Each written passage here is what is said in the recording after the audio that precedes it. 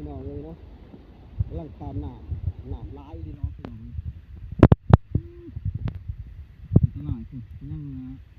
เปิดแคบเอามือคือตลาดเลยเบิ่งขนาดเนาะ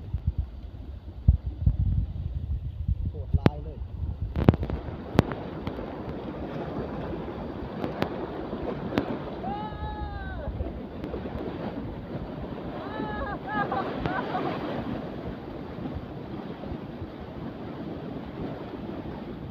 ไปหอบเอาละแม่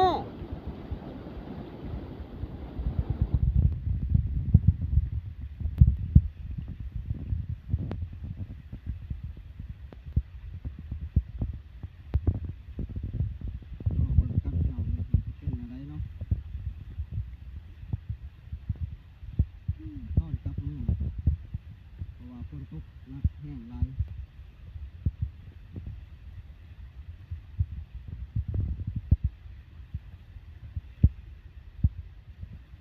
สองคนเนาะหอบเอา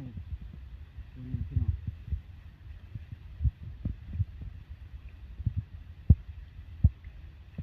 เพราะว่า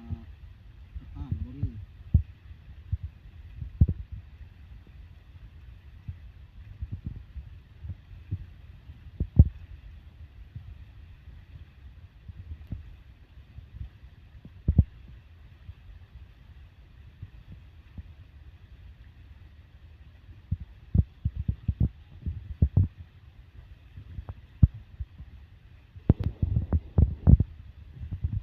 อันตรายเ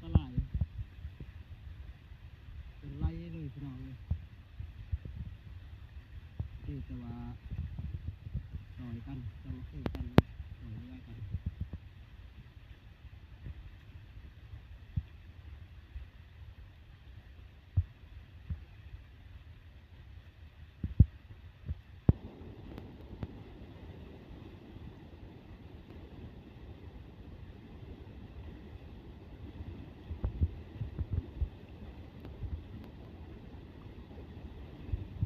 ได้เนาะจะตามจะทานได้หน่อยเลย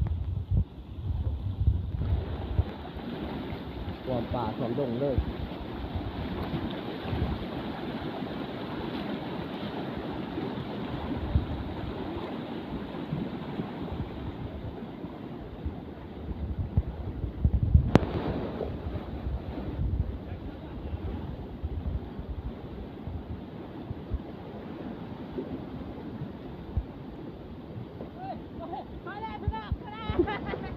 เอาแล้ว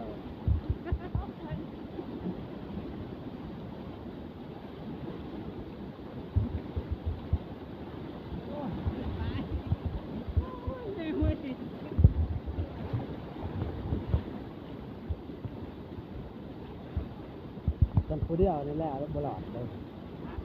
จำผู้เดียวบลอดผู้เดียวบลอดนะผู้เดียวเขาไม่ไปใส่มาเชื่อว่ามันแข็งสมบูรณ์เนาะกูไผ่ผ่านได้สมบูรณ์แล้วผ่านได้แล้วพี่น้องเอ้ย